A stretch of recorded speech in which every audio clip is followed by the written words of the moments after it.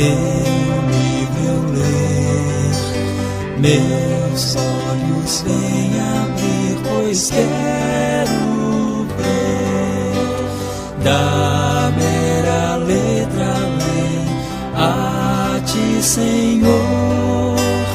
Eu venho a ti, Jesus, meu Redentor. À beira-mar, Jesus, partiste o pão, satisfazendo ali a multidão. Davi do pão és tu, vem, pois assim satisfazer, Senhor, a mim.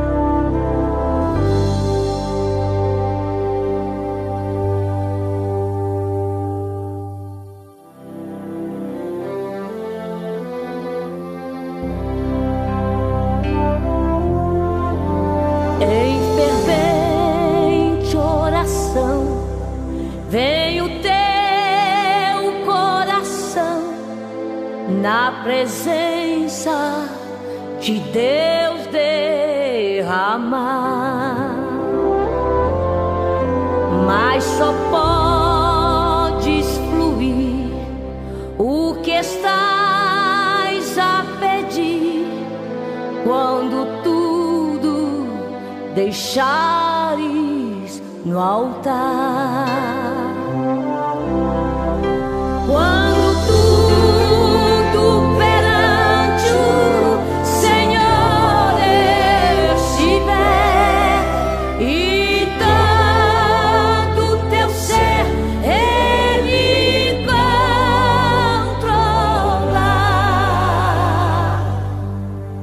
Só então hás de ver que o Senhor tem poder quando tudo deixares no altar.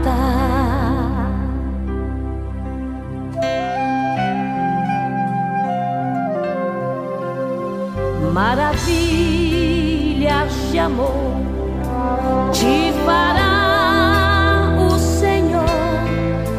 atendendo a oração que aceitar.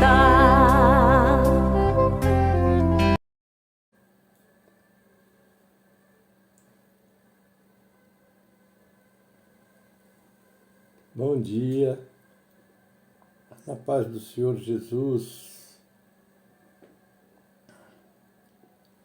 Louvado é o nome do Senhor. Que estamos para a nossa escola.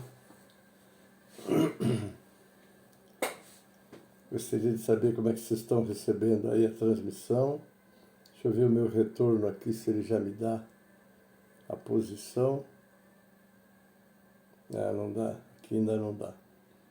Se tiver alguém aí já, diga como é que está chegando aí o som e a imagem. Amém?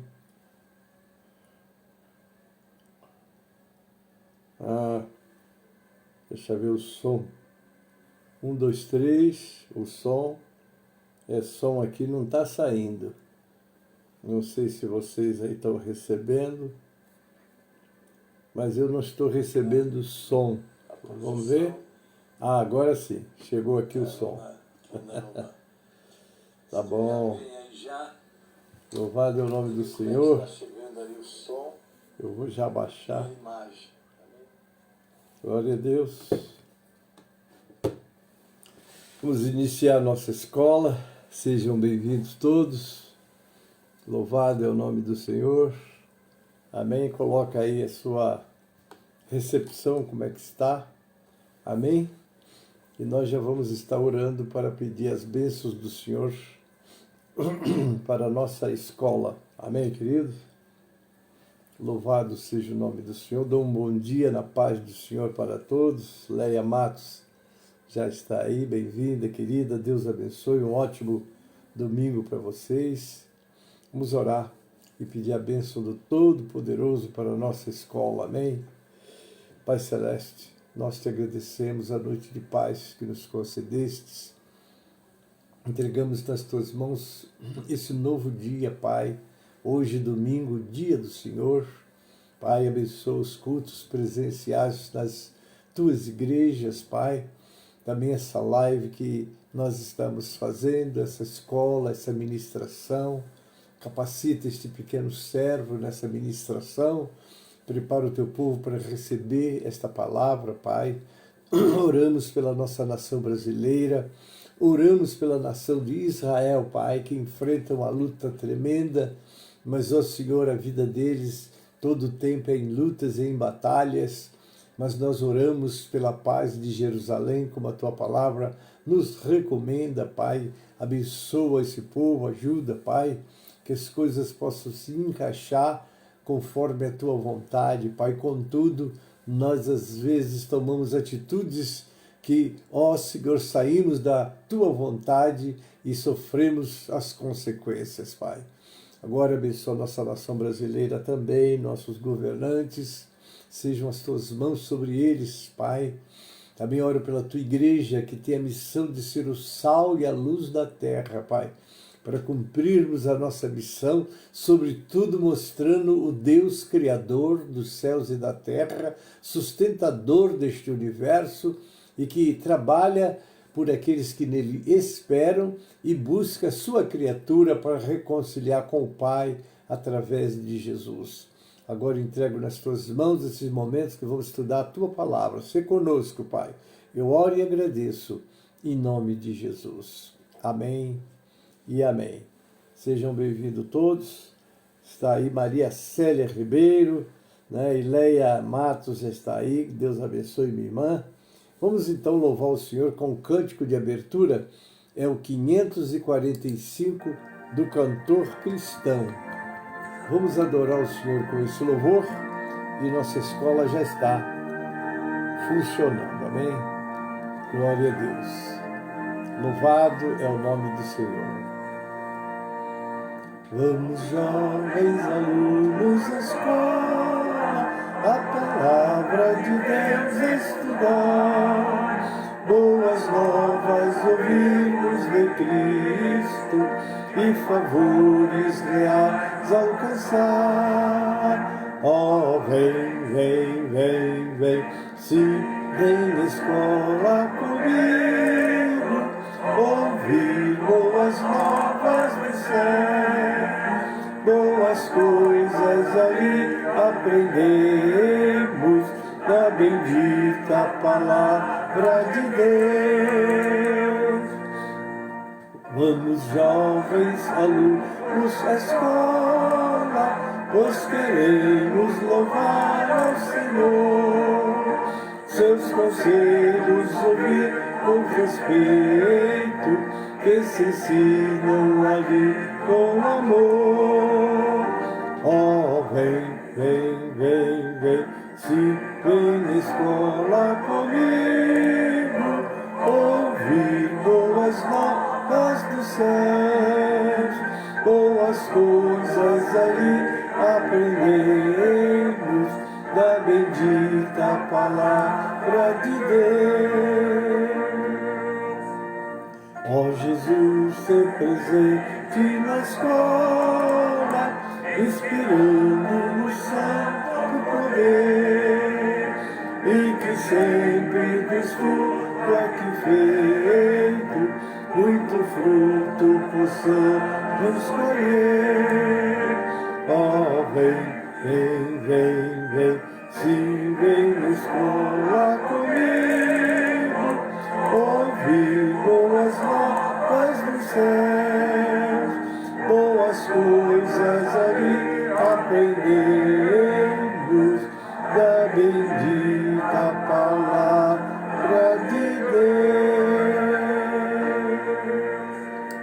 Amém, amados? Está aí nossa escola. Pastor Wesley, bem-vindo. Deus abençoe.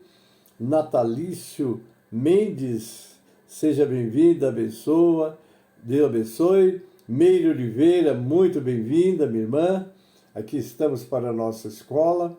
Nós já vamos estar meditando, né? Hoje o nosso tema continua sendo sobre sinais da volta de Cristo, né?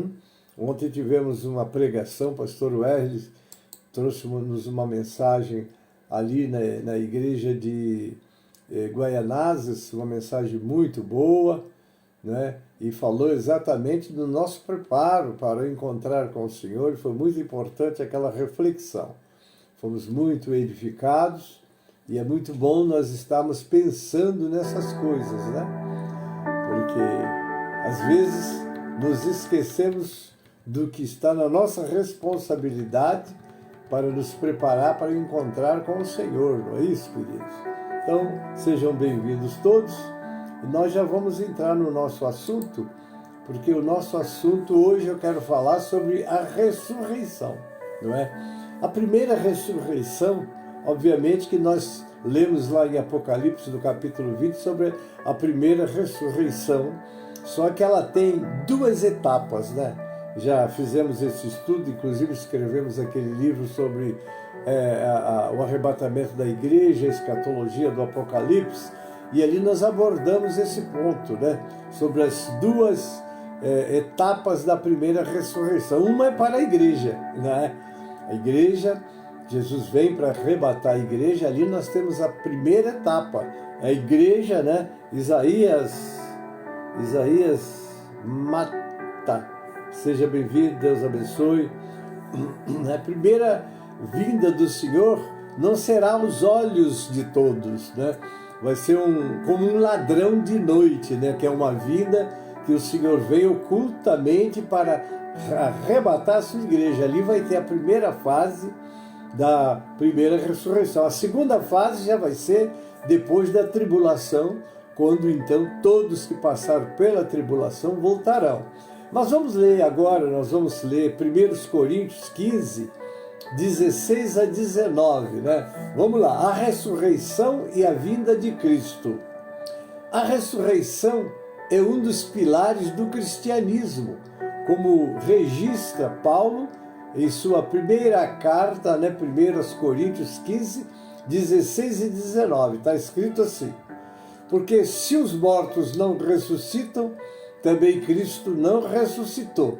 E se Cristo não ressuscitou, é vã a vossa fé, e ainda permaneceis nos vossos pecados, e ainda mais, os que dormiram em Cristo pereceram. Se a nossa esperança em Cristo se limita apenas a esta vida, somos os mais infelizes dos homens. Mas a grande verdade que Jesus ressuscitou, está vivo, sempre presente nas nossas reuniões, porque foi Ele mesmo quem disse: onde estiverem 2 ou 3 reunidos em meu nome, aí estou eu no meio deles. Amém? Bom, se há ressurreição é porque há morte, né? Então vamos lá. A morte entrou no mundo através do pecado de Adão, quando o Senhor criou aquele lindo paraíso para o homem habitar, não é? Ele colocou 2 árvores, a uma ele recomendou que não comesse, que era da ciência do bem e do mal, e informou o resultado se ele comesse. Não é? O dia que você comer, você vai morrer.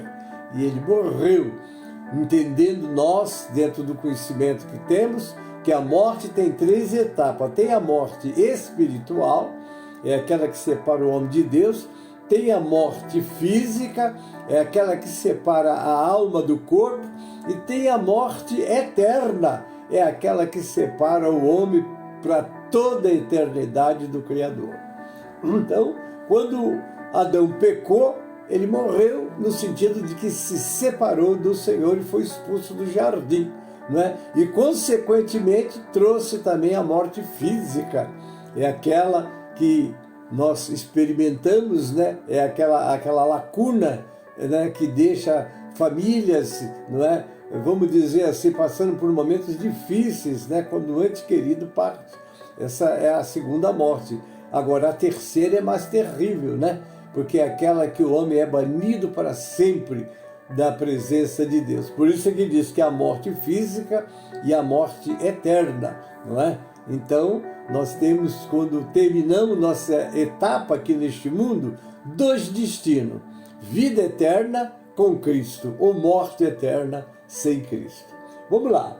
A morte entrou no mundo através do pecado de Adão. Está lá em Romanos 5,12. O pecado entrou no mundo pelo pecado a morte, e a morte passou a todos os homens. Lá em Hebreus 2, 14 e 15, eu li na outra reunião, não é? Que aí está quando o Senhor então feriu a cabeça da serpente e livrou dessa morte que veio pelo pecado através do sacrifício de Jesus. Vamos lá. Entretanto, ela, a morte, será o último inimigo a ser destruído. Está lá em 1 Coríntios 15, 20 até 26. A primeira ressurreição é reconhecida como daqueles que foram salvos. Bem-aventurado e santo é aquele que tem parte na primeira ressurreição. Sobre esse, a segunda morte não tem autoridade. Pelo contrário, serão sacerdotes de Deus e de Cristo e reinarão com ele 1000 anos, que com certeza será encabeçada pelo primeiro justo que foi morto na terra, que foi Abel, não é? Caim matou Abel, tendo inveja dele, não é isso? Matou, e a morte então foi o primeiro ser humano a ser morto, foi Caim. Com certeza ele voltará também como um dos primeiros. Vamos lá.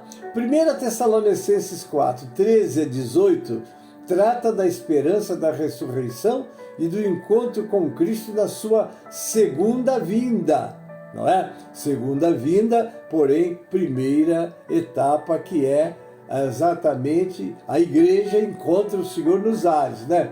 Paulo, escrevendo aos Tessalonicenses, busca confortá-los sobre a morte de seus entes queridos, explicando que os crentes que morreram em Cristo não estão perdidos, mas que ressuscitarão quando Cristo retornar. Os crentes vivos também serão transformados e levados para encontrar o Senhor nos ares, reunindo-se com aqueles que já dormiram na fé. O apóstolo diz que Cristo, num dia escolhido pelo Pai, descerá dos céus, que os crentes já falecidos ressuscitarão e que os que naqueles dias viverem serão transformados e levados ao encontro do Senhor. Assim, todo o povo de Cristo será reunido e estará para sempre com o Senhor. Então, essa primeira fase da primeira ressurreição acontecerá que vem de Abel até o último cristão a passar para o Senhor. Agora vocês dirão, mas pastor, não está lá no Apocalipse que a primeira ressurreição, ela vem e vai acontecer exatamente depois da grande tribulação, etc. Sim, aí é a segunda fase, isso está estudado, eu vou dar para vocês os endereços, para que vocês possam ter um livro da igreja, inclusive da Batista, né? E vocês vão ver que trata-se de um assunto muito bem explicado e muito bem, vamos dizer assim, informado. Vamos lá. Paulo consola os Tessalonicenses que estavam preocupados, caso morressem antes da segunda vinda de Jesus, em não retornarem à vida, né? Então tá aí, perdendo assim a eternidade com Jesus. Após explicar como se santifica, Paulo passa a abordar o fim dos tempos em resposta a uma pergunta que os tessalonicenses tinham sobre a volta de Cristo. A principal exortação de Paulo em relação à expectativa do fim dos tempos era viver uma vida santa, ser santificado, não ficar de braços cruzados esperando que Jesus retornasse. Ele acabara de exortá-los a viver uma vida tranquila e a trabalhar com as mãos para não passar necessidade e se ocupar com o serviço e a provisão, porque Jesus estava voltando. Está lá em 1 Tessalonicenses 4, 11 e a 12. Deixa eu dar o endereço que falei que ia dar para vocês. Comentário Bíblico de Moody, volume 5, dos autores Charles e Everett de Yerson, de Romanos Apocalipse, da página 441, comenta sobre a ressurreição. Muita discussão tem surgido por causa da curta frase: esta é a primeira ressurreição. Esta é a primeira ressurreição. Aqui trata-se da segunda fase, que está em Apocalipse capítulo 20, versículo 5. A teoria de que a primeira ressurreição se refere à conversão, uma passagem da morte para a vida, isto é, uma ressurreição espiritual, parece completamente fora de propósito em uma passagem como esta. A segunda ressurreição, embora não seja assim chamada, certamente é aquela que se refere aos versículos 11 a 15 de Apocalipse 20. Não é necessário limitar aqueles que participam da primeira ressurreição aos grupos enumerados no versículo 4.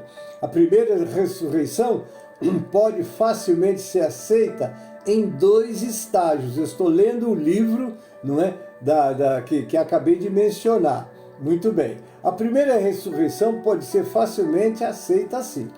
O primeiro estágio, vamos entender aqui, o primeiro estágio os mortos em Cristo antes do período da tribulação. Então aqui está esclarecido. O primeiro é quando Jesus vem para arrebatar a igreja. Você disse assim: pastor, mas esse é um pensamento dos pré-tribulacionistas. Eu estou citando a Bíblia. Obviamente que o pré-tribulacionismo, eu postulo, esse pensamento, eles creem que o arrebatamento da igreja será antes da grande tribulação, não é isso? Então está aí, está lá em 1 Coríntios 15, 51 a 52 e 1 Tessalonicenses 4, 15 a 17. Porque aqui vocês vão perceber que Jesus, a igreja vai encontrar com o Senhor. Os mortos ressuscitam, obviamente que os mortos em Cristo estão com Ele, mas estão em espírito. Então eles voltarão, tomarão os corpos, ressuscitam, e vão subir agora. Mas eles já estavam com o Senhor, sim, mas eles vêm tomar os corpos, ressuscitam. Assim, mas como pode, pastor? Gente que morreu com Abel há quantos mil anos? 6, 7 mil anos atrás. Como é que ele vai encontrar o corpo dele? Meu irmão, pergunta isso para Deus. Porque quando você começa a indagar, os acontecimentos que a Bíblia se refere às coisas de Deus, não procure lógica, não procure ciência, procure fé, Porque você não vai nem me explicar o nascimento de Jesus e muitos outros fenômenos que ele fez acontecer, você não tem explicação científica. Então aí vai você entrar no campo da fé, Tá aí o Fábio Marques, eu vi você cantando aquele lindo lá ontem, em Curvelo, que festa linda, hein? Deus abençoe. Neuza, tá aí, Deus abençoe, irmã Neuza, bem-vinda, louvado é o nome de Sua Sara Dias, bem-vinda, querida, Deus abençoe. Então as coisas de Deus, por isso que a Bíblia diz, está lá em 10:38, meu justo viverá pela fé. Porque no reino de Deus, às vezes eu vejo as pessoas tentando explicar Deus e Deus ninguém explica, Então os ateus preferem dizer que ele não existe, que isso é um mito. Deixa eles dizerem o que eles quiserem, Cristo. Irmãos, porque Cristo não depende do que o homem diz. Ele sempre foi, sempre será Senhor, presente nesse globo que nós estamos. E eu tenho a alegria de conviver com Ele, de vê-lo nos trabalhos, e de orar e Ele me responder, e de pedir Ele coisas que Ele teve de usar pessoas humanas para me trazer, e Ele manda, a pessoa vai e diz: o Senhor mandou eu trazer isso aqui, pastor Gênesis, e me entrega. Então é esse o Deus que nós servimos, louvado é o nome do Senhor. Mas aqueles que partiram estão com Ele, como em espírito. Só que esses que estão em espírito, quando chegam lá, encontram Ele como num corpo igual ao meu e o teu, porque Ele é a primícia dos que dormem. Ele ressuscitou num corpo glorificado, está neste corpo glorificado. Quando Ele descer, Ele desce com este corpo.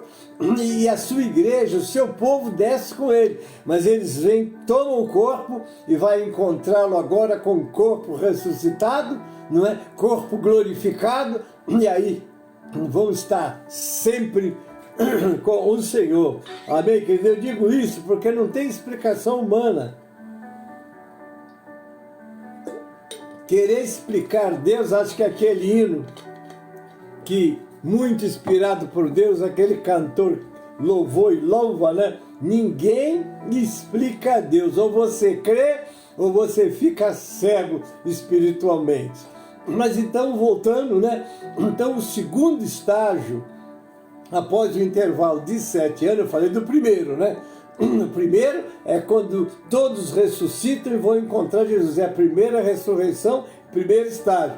O segundo estágio, após o intervalo de 7 anos da grande tribulação, aí ressurgirão os mártires para reinar com Cristo e a igreja no milênio. É curioso que os judeus, aqueles que vão morrer na tribulação, eles não participam das bodas do Cordeiro. As bodas do Cordeiro é reservado para a igreja e para aqueles que partiram antes e que vão ressuscitar para passarem 7 anos com o Senhor nas suas bodas. Amém? Glória a Deus por isso. Bom, passaram-se os 7 anos, aí vem sim, vem a segunda parte, né, ou segundo estágio da primeira ressurreição, está em Apocalipse 24 a 6.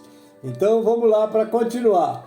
Embora seja de consenso teológico que a ressurreição dos salvos estejam só na primeira ressurreição, agora aqui eu conto um ponto, não é? Um pouquinho discutível por alguns. O verso 15 de Apocalipse 20 descortina a possibilidade de haver também salvos na segunda ressurreição. Agora eu abro aqui um parênteses, o que não afirmamos com certeza, não é? A Bíblia afirma com clareza, eu aprendi isso quando estudei no seminário, não falar com certeza o que a Bíblia não fala com clareza. Por isso que eu digo e deixo afirmado no meu entre parênteses ali, não é isso? Muito bem. Mas aqui a Bíblia fala com certeza, né? Vamos lá, a Bíblia afirma com clareza que a primeira ressurreição é dos salvos em Cristo, Apocalipse 26, não é? E que entre a primeira e a segunda ressurreição haverá um espaço de 1000 anos. Ah, mas o doutor e o pastor falou, eu não vou ficar, irmãos, discutindo, vamos dizer assim, interpretações. Eu leio a Bíblia. 1000 anos passaram, então, que 1000 anos? Os 1000 anos em que o Senhor Jesus, nosso Senhor, nosso Salvador, nosso Rei, nosso companheiro, nosso amigo, vai estar aqui na terra governando. Este mundo vai experimentar 1000 anos de paz. E a igreja serão os sacerdotes do Senhor aqui. É só para você crer, deixa isso entrar na sua vida, na sua mente, no seu coração e veja as glórias que nos esperam, o que vale a pena agora, neste momento,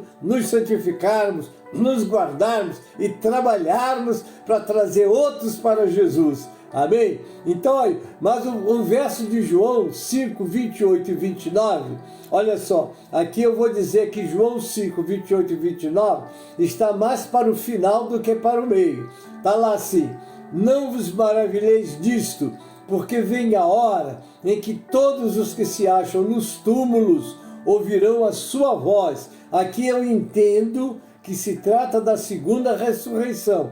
E os que tiverem feito bem, para a ressurreição da vida. E os que tiverem praticado mal, para a ressurreição do juízo. Aí vocês dizem assim, mas pastor, não é um pouco confuso? Não, não é confuso não. Porque quando você contextualizando Apocalipse 20, 15, e se alguém não foi achado escrito no livro, olha bem, está lá, agora está se falando exatamente da segunda ressurreição. E se alguém não foi achado escrito no livro, e se foi achado? Porque nesses 1000 anos, morrer com 100 anos é morrer jovem. não é? E será que não haverá também quem faça o bem? Porque aqui está se tratando exatamente de como esse indivíduo viveu. É um período de 1 milênio. O Senhor Jesus estará governando com vara de ferro. Imagine você, como serão os 1000 anos de paz, de alegria, de harmonia. A idade do homem será como a idade das árvores. Imagine você a longevidade de uma vida. Mas haverá morte, haverá nascimento, haverá. Então, dentro desse contexto, dentro desse conhecimento, então, aí se alguém não foi achado escrito no livro da vida, deixa aqui a possibilidade de haver alguém que esteja escrito no livro da vida neste julgamento. Porque você dizer que os salvos, aqueles que estiveram com o Senhor no milênio, aqueles que participaram das bodas do Cordeiro, vão para a frente para ser julgados? Não. A igreja é julgada, como está lá em 2 Coríntios 5, né? Que ali nós somos julgados para obras, não para salvação ou perdição. Porque ali quem estiver naquele julgamento é para receber o galardão, não é? Então está lá, o salvo passa por esse juízo, mas ele não vai entrar no grande juízo do último dia. E aquele que foi achado escrito no livro vai ressuscitar para a vida. Aí é que está, é o que diz o versículo que eu acabei de ler aqui, Evangelho de João 5, 28 e 29. Não vos maravilheis disto, porque vem a hora em que todos os que acham no túmulo ouvirão a sua voz e sairão, os que tiverem feito bem para a ressurreição da vida e os que tiverem praticado mal para a ressurreição do juízo. Nessa dispensação da graça, e a salvação então nessa dispensação da graça, você aceitou Jesus é pelo sangue de Jesus, e é lá, porque ele estará governando pessoalmente. Você não vai poder duvidar, porque ele está presente ali. Então está todo mundo vendo. Se você estudar o capítulo 20 com cuidado, Satanás vai ser preso por 1000 anos. Mas quando ele passou os 1000 anos, ele volta. E ele vai enganar. Se ele vai enganar, é pessoas que não são salvas. Então há opção. Eles serão enganados, não é? E sairão com Satanás para ir contra o povo de Deus. Neste momento, aí o Senhor desce, não é? E aí sim, aonde ele vai estabelecer os seus 1000 anos, ele desce, ouve o clamor, porque esses judeus que vão estar agora clamando pelo Senhor, eles tiveram um encontro com o Senhor. Jesus disse que eu vim em nome do meu Pai e vocês não me aceitaram. Se outro vier em seu próprio nome, a esse vocês vão aceitar. E é um consenso dos estudiosos que Jesus estava falando que os judeus vão aceitar, como nação, vão aceitar o anticristo, porque eles vão ver e achar que ele é o Messias. Mas a Bíblia diz, está lá em Daniel, capítulo 9, 27, e ele fará um concerto com muitos por 1 semana. Olha os 7 anos aí das bodas do Cordeiro. Mas na metade da semana ele vai romper, porque ele vai se assentar no trono de Deus como Deus. Os judeus vão recusá-lo. E quando os judeus recusá-lo, aí vai falar, então o nosso Messias já veio. Aí vai aceitar e vão trabalhar por esse Jesus que os seus antepassados crucificaram. Mas não tem importância, eles farão um grande trabalho. E olha que não vai ser fácil. O texto sagrado chega a dizer, não é? Que a igreja, eu entendo que alguém vai olhar e dizer, quem são esses? Eles verão uma multidão que não podiam contar diante do trono. Olha só, queridos, estarão diante do trono pedindo juízo contra aqueles que os sacrificaram, perseguiram e sacrificaram. Porque durante a grande tribulação não será fácil para aqueles que estiverem aqui. A igreja estará desfrutando no reino de Deus, a glória de Deus, as bodas do Cordeiro. Vai estar acontecendo, são 7 anos, porque era assim que acontecia, não é? A igreja estará assim lá, não é? Mas os judeus que estiverem aqui e aceitarem Jesus passarão por uma grande perseguição. Então eles vão clamar e o Senhor virá, né? Vindo o Senhor com seus santos, não é isso? E aí vai agora sim, agora vai lançar Satanás a besta, não é? E o falso profeta no lago de fogo serão aí, se eternamente sofrerão, não é? A penalidade de Deus, não é isso? E o Senhor virá, estabelecerá o seu reino, 1000 anos, e os santos com ele, não é isso? Então o texto, eu volto agora lá para Apocalipse 20:15, e se alguém não foi achado escrito no livro da vida, aí deixa aqui a possibilidade sim, que haverá salvos, desculpe aí você que discorda, amém, não vou me dividir com você, vou continuar te amando, te osculando, sendo uma bênção, já que o ósculo santo está em pleno vigor na sua obra, louvado seja o nome do Senhor, não é isso? Então, graças a Deus, vou te respeitar, mas vou guardar no meu coração essa esperança, né, de que a igreja sobe arrebatada, passa 7 anos, quem morreu desde Abel, vou conhecer o Abel, não é isso? Lá naquele dia, Abel, você, hein, foi o primeiro, hein? Olha só, glória a Deus. Se você crê nessa verdade, se prepare para esse encontro com Jesus, não é? Porque muitos estão brincando de crente, não é isso? Quem brinca de crente vai continuar brincando aí de crente, mas quem é lavado, remido no sangue de Jesus e que foi salvo e que vive uma vida para a glória de Deus, sua vida não está contaminada, mas está santificada, na verdade, vai subir, porque o seu ouvido vai estar sintonizado a pessoas tão envolvidas com este mundo que não tem prazer nas coisas de Deus, dificilmente vai estar cultuando, orando, buscando a Deus, vive mais uma vida social, mais mundana do que uma vida espiritual, vivendo os propósitos de Deus nesses dias. Então, queridos, nós temos que estar muito, muito acordados para essa realidade. Vi ontem o pastor Wesley pregando uma mensagem de despertamento, mostrando que é preciso que você esteja vivendo aquilo que a Bíblia ensina. Você é uma nova criatura, está lá em 2 Coríntios 5,17, se alguém está em Cristo, nova criatura é, as coisas velhas passaram, tudo se fez novo. Acorda, acorda, meu irmão, acorda. Ah, mas a igreja A, a igreja B cresce, que é um tremendo, lá não tem nada disso. Meu irmão, não procure uma igreja perto de casa, procure uma igreja perto da Bíblia. Qual é a igreja que está perto da Bíblia? É essa que vai subir. Essas igrejas que estão até pregando, né, uma nova interpretação para adaptar a Bíblia às condições pecaminosas que esse mundo está vivendo, estão longe dos propósitos de Deus, porque a palavra de Deus, como disse Jesus, os céus e a terra passarão, mas as minhas palavras não hão de passar. Fique aí alerta para essas coisas, porque a igreja vai subir. E se você não estiver dentro do padrão estabelecido, olha o que Jesus diz. Perguntaram para Jesus: Senhor, são poucos os que se salvam? Jesus diz: porfiai por entrar pela porta estreita, porque muitos procurarão e não conseguirão. É, meu irmão, ah, mas lá o pastor, o bispo, o doutor disse isso, aquilo, ele diga o que ele quiser. Eu te aconselho a ser bereanos.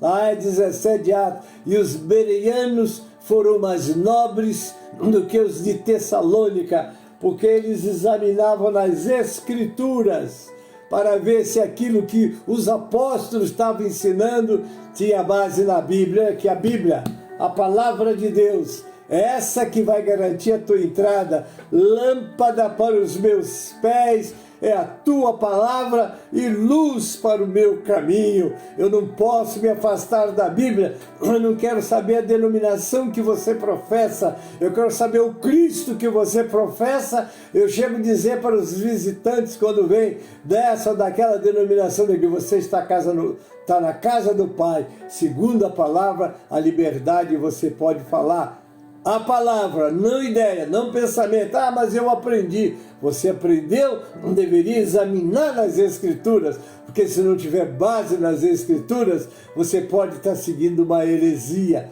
Porque o que não tem base nas Escrituras, o que contraria as Escrituras, são heresias. Não é isso? E a heresia não é para o salvo, a heresia é para quem quer ficar numa igreja acomodado, fazendo tudo que todo mundo faz, porque o sacrifício Jesus já fez, claro. O sacrifício para a salvação você não pode fazer, mas o sacrifício para entrar no céu você vai ter que fazer, porque é o próprio Jesus foi quem disse: aquele que quiser vir após mim, negue-se a si mesmo, toma a sua cruz e siga-me. Porque aquele que quiser salvar a sua vida, perdê-la-á. Mas aquele que perder a sua vida, por amor do meu nome, da minha palavra, este a salvará. Então não tem jeito, queridos. A Bíblia precisa de contexto. Não se isole num texto e faça dele a sua base de fé, não. Busque o contexto, porque é nele que você vai encontrar o esclarecimento do que Deus tem e quer para você. Tá certo assim? Deixa eu continuar aqui. Então, muito bem. E aquele que não foi achado escrito no livro, esse foi lançado para dentro do lago de fogo. Não tem segunda chance. É hoje, enquanto os teus olhos estão abertos, enquanto você é senhor dos seus sentidos, que agora você pode decidir. Decida por Jesus. Se hoje ouvirdes a sua voz, não endureçais o coração. Então essa é a palavra para você, para mim e para nós. Vamos continuar. Levando ainda em conta que o período da graça pertenceu ao tempo da igreja e que no milênio Cristo regerá as nações com vara de ferro, está lá em Apocalipse 12:5, Isaías 11:4, e que somente os salvos em Cristo possuirão corpos incorruptíveis e imortais. Está lá em 1 Coríntios 15, 42 a 44. As demais pessoas que participarão do milênio ainda estarão sujeitos a se corromperem e morrerem, podendo, quem sabe, entre esses mortos do período do milênio, alcançar, através de suas boas obras, o favor do Senhor. Aí eu dou os endereços: Isaías 11, 1 a 10, Isaías 65, 17 a 25. Já que tanto o texto de João como o de Apocalipse revelam que foram salvos pelas boas obras que fizeram no temor do Senhor Jesus. Tem que fazer, não é? Tem que ser e fazer. Então, queridos, né? Vamos lá. Como o Senhor retornará, ó Jesus? O tempo está passando, né? Louvado Deus, Senhor. Como o Senhor retornará nos últimos dias? Vamos lá. Muitas pessoas mencionam este versículo da Bíblia: verão vir o Filho do Homem sobre as nuvens do céu com poder e grande glória. Está lá em Mateus 24, 30. Elas acreditam que o Senhor retornará. Ele virá cavalgando abertamente sobre uma nuvem e nos elevará diretamente ao Rei do Céu à vista de todos. Assim elas aguardam passivamente a vinda do Senhor sobre uma nuvem. No entanto, a verdade é que temos desconsiderado as profecias bíblicas que afirmam que mais de uma maneira pela qual o Senhor retornará. Por exemplo, eis que venho como ladrão. Vocês já viram como um ladrão vem numa casa? De dia, com todo mundo acordado, é assim? Está lá em Apocalipse 16, 15.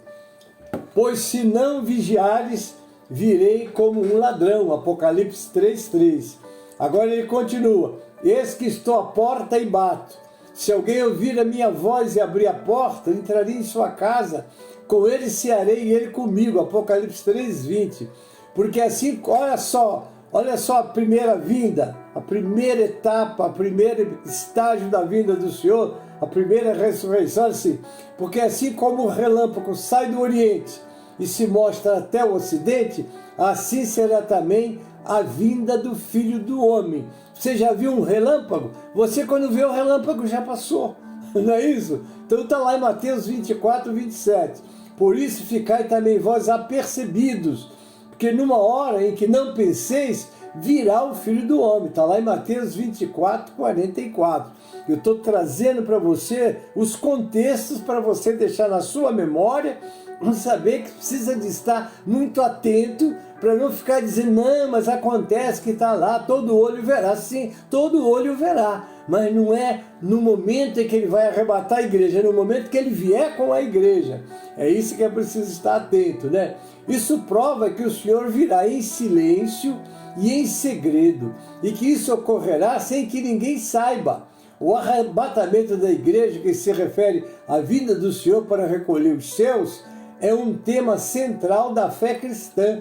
A Bíblia menciona esse evento em diversos lugares, sendo que em 1 Tessalonicenses 4, 15 a 17, agora eu leio: dizemos a vocês pela palavra do Senhor que nós, os que estivermos vivos, os que ficarmos até a vinda do Senhor, certamente não precederemos os que dormem, pois dada a ordem com a voz do arcanjo e o ressoar da trombeta de Deus, o próprio Senhor descerá dos céus e os mortos em Cristo ressuscitarão primeiro. Olha aí, a primeira fase da ressurreição. Depois nós, os que estivermos vivos, seremos arrebatados com eles nas nuvens para o encontro com o Senhor nos ares, e assim estaremos com o Senhor para sempre. Estes são os versículos mais citados sobre este assunto. Ele descreve a vinda do Senhor e a reunião dos salvos que serão arrebatados para encontrar o Senhor nos ares. A vinda do Senhor acontece de duas maneiras. Uma delas é que ele vem abertamente sobre as nuvens, enquanto a outra é que ele vem secretamente como um ladrão. Aí estão as duas fases da primeira ressurreição.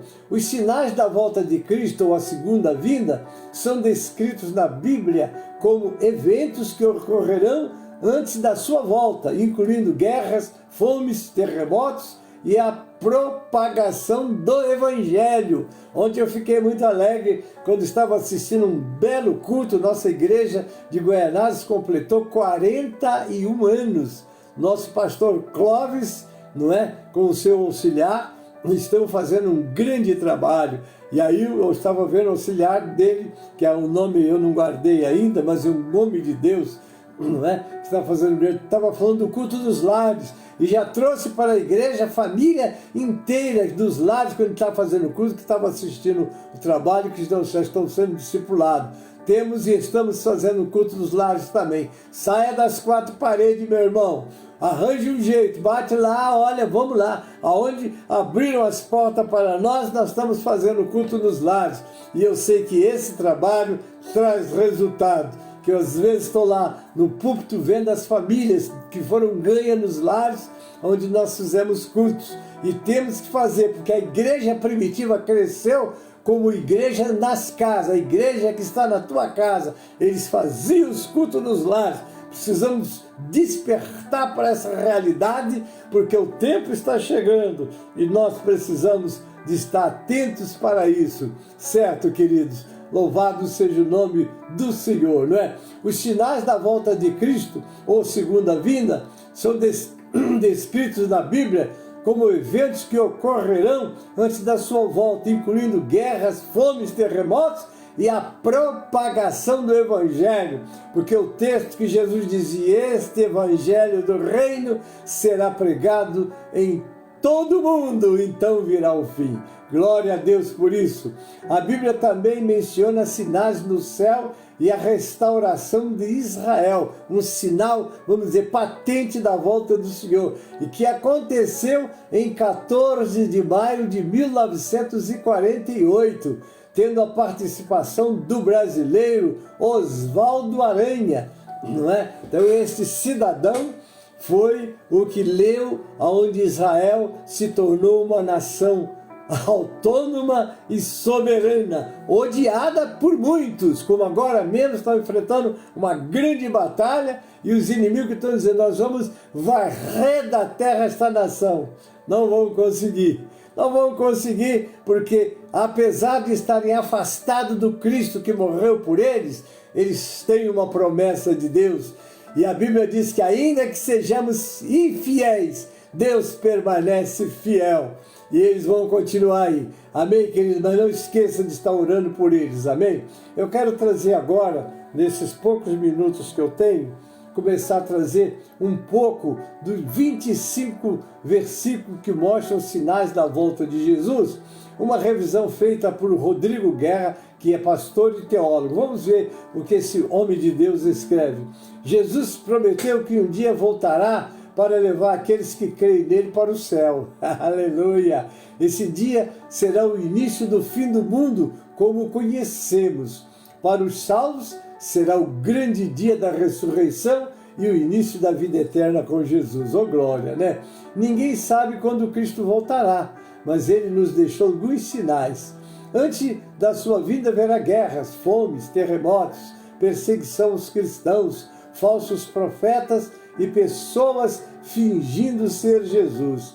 Acontecerão sinais no céu e na terra, e o evangelho será pregado a todas as nações. Eu estava ouvindo um pastor que disse: está havendo uma massa muçulmana aceitando Jesus. Cansaram de buscar um Deus sem resposta, porque não tem resposta, irmãos. Não tem, não há outro Deus, só há um só, que você fala, ele te ouve, entra na sua vida, entra na sua casa, entra na sua família. Aqui está um homem que tem experimentado esses deuses hoje, leio na Bíblia e vejo ele hoje comigo, como você que crê vê também, que isso não é privilégio de alguns, mas é de todo que crê. Louvado seja o nome do Senhor. Mas os outros são apenas fantasia ideológica e que os demônios aproveitam para confundi-los. Mas há um só Deus, um só Senhor, vivo e pronto. Então os homens às vezes acham: eu tenho uma bomba atômica, eu acabo com esse mundo. Balela, ninguém acaba com esse mundo, porque Deus não permite. Essa bomba só vai ter efeito até onde Deus permitir. Solta a sua bomba e Deus vai mostrar que ela não tem esse poder destruidor que você pensa. Ah, mas se os países que têm nucleares e não sei mais o que aí, se eles lutarem, o mundo acaba. Meu irmão, não creia nisso. Eu creio no que diz esse livro sagrado.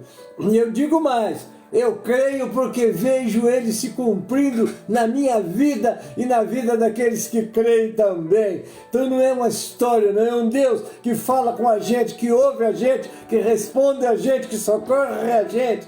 Meu Deus, o que eu já vi o Senhor fazer na minha vida, eu leio na Bíblia. Mas é isso mesmo, irmão. Se creres, verás a glória de Deus. Amém? A segunda vinda de Jesus será claramente visível e notória a todos. Não será um segredo, né? E todos o verão. Ele virá com o som de trombeta e com a voz do arcanjo descerá nas nuvens. Não é isso? Os sinais servem para nos lembrar de que sua vinda está próxima e precisamos estar prontos e vivendo, olha só, fé, amor e santidade, amém? Agora, obviamente que todos o verão não é na vinda para a igreja, é na vinda para o mundo, né? Vamos lá, Primeira Guerra e rumores de guerra. Eu estou ainda lendo o comentário desse teólogo. As várias guerras e conflitos no mundo são um claro sinal da instabilidade e da perturbação que ocorrerão na terra à medida que o fim dos tempos se aproxima. E Jesus diz, princípio de dores, né?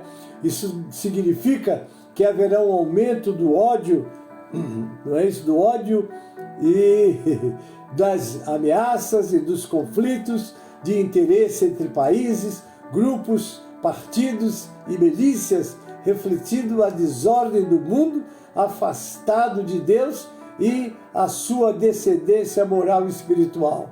E ouvireis de guerra e de rumores de guerra, olhai, não vos assisteis, porque é mistério que isso tudo aconteça, mas ainda não é o fim. Tudo isso que está sendo comentado é princípio de dores. Então Jesus lhe disse, nação se levantará contra nação e reino contra reino. Nós estamos enxergando isso? Com certeza, né?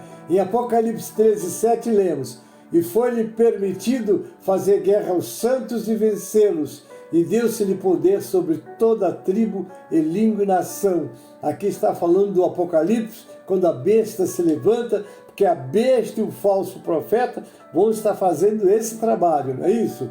Mas a igreja não estará sofrendo essas consequências, mas haverão muitos santos, muitos e muitos mesmo, né? Sobretudo a nação judia que vai aceitar Jesus, porque quando eles descobrirem, se tornarão pregadores de Jesus, porque o Espírito Santo descerá sobre eles. O Espírito Santo sobe com a igreja, mas será derramado. E cumpre-se a profecia de Joel na sua totalidade, porque no Pentecostes ela se cumpriu em parte.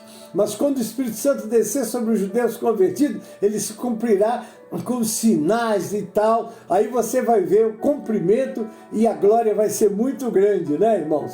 Então, não é isso? Vamos lá. Catástrofes naturais.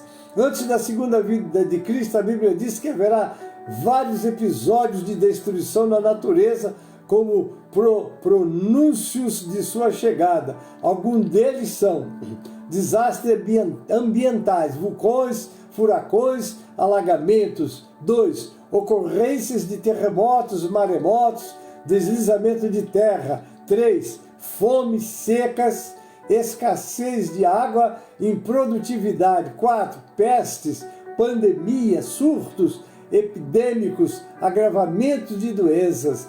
Estes eventos naturais devastadores representam a deterioração da condição da vida na Terra e, como consequência, o aumento dos sofrimentos humanos.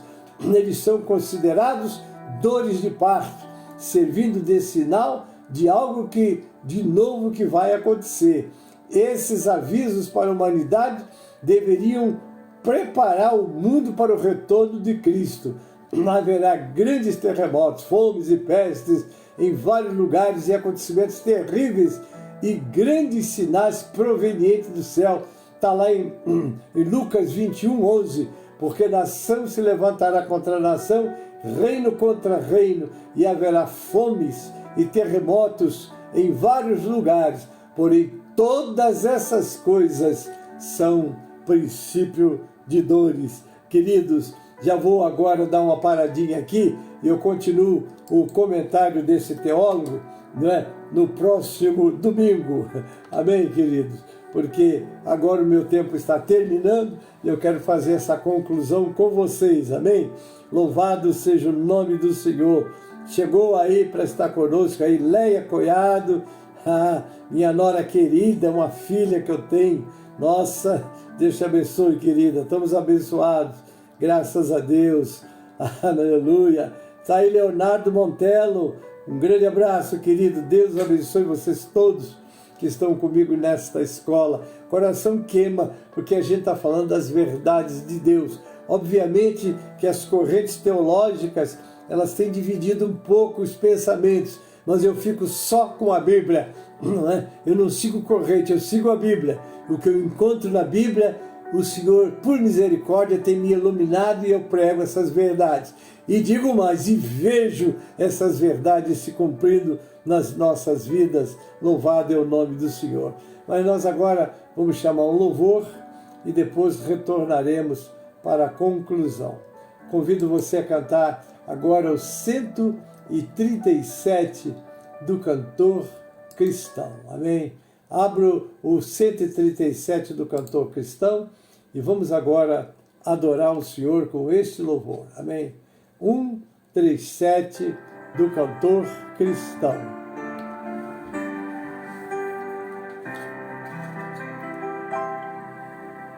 Enquanto Salvador teu livro ler, meus olhos vêm abrir, pois quero ver da bela letra lei a ti, Senhor. Eu venho a ti, Jesus, meu Redentor. À beira-mar, Jesus, partiste o pão, satisfazendo ali a multidão. Da vida o pão és tu, vem, pois assim satisfazer, Senhor, a mim, a mim. Amém, amados. Louvado seja o nome do Senhor. Estamos encerrando a nossa escola. No próximo domingo daremos continuidade a esse estudo. Amém, irmãos? há muito material ainda para passar para você, mas eu creio que no próximo domingo nós encerramos os sinais da volta de Cristo. Amém? Louvado seja o Senhor. Quero te convidar para o meio-dia, o clamor do meio-dia. Nós estaremos aqui com vocês, não é? Um pastor, um obreiro estará ministrando a palavra, não é? E à noite, às 18 horas, nós temos o clamor das 18 horas com as nossas irmãs. Mas a nossa sede, São Miguel Paulista, estará transmitindo o seu culto logo mais também, não é? E eu convido você para o culto presencial. Não deixe de congregar. Existem os chamados desagrejados. Eu não preciso de igreja, eu não preciso de pastor. Meu irmão, não leva a mal. Mas você está contrariando o que Jesus ensinou, né? E se você lê a palavra de Deus, né? Quando nós lemos Hebreus lá, ele diz, e não deixando de congregar como é costume de alguns. Não, Jesus foi quem organizou a igreja e que chamou um pastor e disse, apacenta minhas ovelhas. Ah, mas tem pastor, meu irmão? Ore pelo seu pastor, ajude ele, porque às vezes a gente pode ajudar e só sabe criticar. Eu me lembro quando fiz isso ainda na minha juventude no Evangelho, tinha um pastor, o nome dele está vivo, ele, pastor João Batista Esteves, já bem idoso, né? Mas pastor João Batista ele trabalhava em padaria, ia daquela maneira, todo de terno, gravata, fazia os cultos, depois ia para a padaria, de manhã voltava para a igreja, era um sábado, e o pastor João Batista terminou um culto de glória, eu muito jovem ainda, eu tinha 16 anos, né? Hoje eu estou com um pouquinho mais, estou com 79, ano que vem eu faço 80. E louvo a Deus, porque desde 16 anos servindo ao Senhor, meu Pai, que maravilha, servir o Senhor, estar com esse Deus presente, é lindo. Mas aí o pastor terminou aquele culto maravilhoso, foi para a padaria, e eu entrei no meu quarto, eu morava sozinho, apesar de ser no mesmo terreiro da minha família, mesmo terreiro, tinha lá o meu quarto, morava ali, dobrei meu joelho, fui orar pelo pastor João Batista, pedi ao Senhor que abençoasse o pastor João Batista, e quando eu dizia, ajuda o pastor João Batista, uma voz falou audível, como você está me ouvindo, Gênesis, ajuda o pastor João Batista. Eu pensei que alguém estava brincando comigo, mas não tinha ninguém, eu estava sozinho. Aí o Senhor falou no meu coração, essa voz que você ouviu foi a minha voz. Eu ali glorifiquei a Deus. Fui para a porta do templo, era na rua Soares Neiva, lá tinha um barracão, mas era um barracão de madeira e de ouro ao mesmo tempo. A glória que Deus manifestava naquele barracão é coisa que só o Novo Testamento conta. Nós ali vivendo aquela glória, tinha um coqueiro na frente da porta, parece que eu estou vendo aquele coqueiro, e eu, aquele menino em frente ao coqueiro, esperando o pastor João Batista. Né? Quando ele chegou, eu cumprimentei ele, disse, pastor João Batista, aí contei para ele o que Deus falou comigo. Ele começou por lá e falar língua estranha, eu estava pedindo ao Senhor para preparar um obreiro para me ajudar, e o Senhor me colocou do lado dele. Porque quando Deus te coloca numa missão, Ele te capacita, e me capacitou. Foi uma glória muito grande.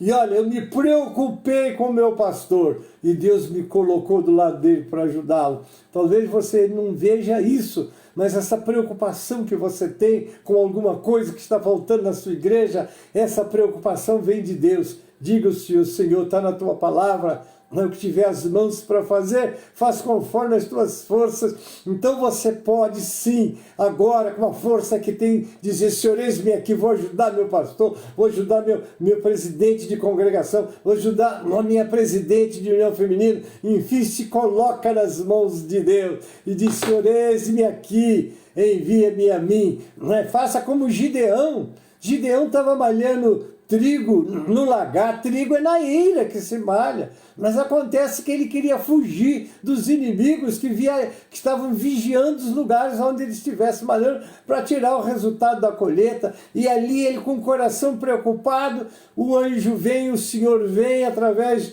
de um anjo e fala com ele, varão valoroso, o Senhor é contigo. E ele reclama, mas se o Senhor é comigo, por que essa situação que nós estamos? Vai nessa tua força, não é? E ele então aceitou, Não é a missão? Preocupou? Se você está preocupado com o que está faltando na tua igreja, faça como Gideão, faça como Gênesis, não é? Eu estou te contando a minha experiência de Gideão, para você se fortalecer. Vai, fala, porque às vezes você critica tudo que você vê que está faltando, mas não se coloca na mão do Senhor para fazer nada. Você está pecando diante de Deus. Desculpa eu falar assim. Por quê? A Bíblia diz, se você pode fazer o bem e não faz, você peca. Ah, mas eu não tenho condições. Eu também não tinha. Mas Deus falou, o que Deus fala, Ele te garante para você realizar. Tá bom? Então congregue, não fique de longe criticando essa igreja, esse pastor, esse povo. Vai lá! Eu vi outra vez um pregador falar, mas antigamente era assim, assim, assim, mas foi embora da igreja. Ora, se estava assim, por que você não ficou para ajudar a esse povo se reerguer e fazer a obra do Senhor? Não, Senhor, vamos fazer assim. O Senhor te colocou no lugar, Deus me colocou na obra da restauração em 1962 e disse para mim, eu te escolhi desde o ventre da tua mãe para esta obra. Eu louvo a Deus por isso. Os convites que eu já tive não foram pequenos, mas eu continuo no lugar que o Senhor me colocou. Fique no lugar que Deus te colocou. Se está faltando alguma coisa, diga assim, Senhor, eis-me aqui. Eu quero ajudar, eu não tenho capacidade, mas Deus não usa só capacitados, Ele capacita os escolhidos e você pode, nas mãos de Deus, fazer muita coisa. Quem está te contando isso é esse pequeno servo aqui, viu? Que não tinha nem tem condições nenhuma. Eu não tenho, mas o meu Deus tem. Ele te manda fazer alguma coisa, Ele está com você para você fazer. Amém? Bom, agora deixa eu encerrar que o meu tempo acabou. Louvado é o nome do Senhor. Quero agradecer a você que esteve e está comigo aí. Louvado é o nome do Senhor. Deus te abençoe grandemente. Um domingo abençoado na casa de Deus, né? Agora eu quero conhecer os aniversariantes. Você fez aniversário essa semana? Parabéns, Deus te abençoe e multiplique essa data por muitos e muitos anos, amém? Vamos recitar o versículo do aniversário, é o Salmo 90, 12, vamos lá? Ensina-nos a contar os nossos dias de tal maneira que alcancemos corações sábios. Deus te abençoe e multiplique essa data por muitos e muitos anos, amém? Louvado é o Senhor, vamos orar. Pai Celeste, muito obrigado pelo privilégio de fazer esta live, de ministrar esta palavra. Creio piamente que veio do teu coração para o meu coração e as experiências de companheiros que nós estamos transmitindo, Pai. Creemos que todos nós estamos e fomos usados pelo Senhor, Pai. Agora abençoe aqueles que fizeram aniversário esta semana, multiplicando os seus dias, sobretudo na Tua presença, Pai. Agora entrego nas Tuas mãos todos esses irmãos que estão comigo, aqueles que depois estarão assistindo através dos grupos, já coloco nas Tuas mãos. Prepara-nos para logo mais, no clamor do meio-dia, no clamor das 18 horas, nos cultos presenciais, Pai, dá palavra aos pregadores, unção, ó Deus, para que o Teu povo seja alimentado e despertado, Pai. Assim eu oro, entrego nas Tuas mãos agradecidos, em nome de Jesus e para a glória do Senhor Jesus. Amém e amém. A graça do Senhor Jesus e o amor de Deus, o nosso Pai, a comunhão e as consolações do Espírito Santo, seja conosco, seja convosco e com todo o povo de Deus que está na terra. Aquele que acredita, diga amém e amém. Deus abençoe a todos, em nome de Jesus. Amém.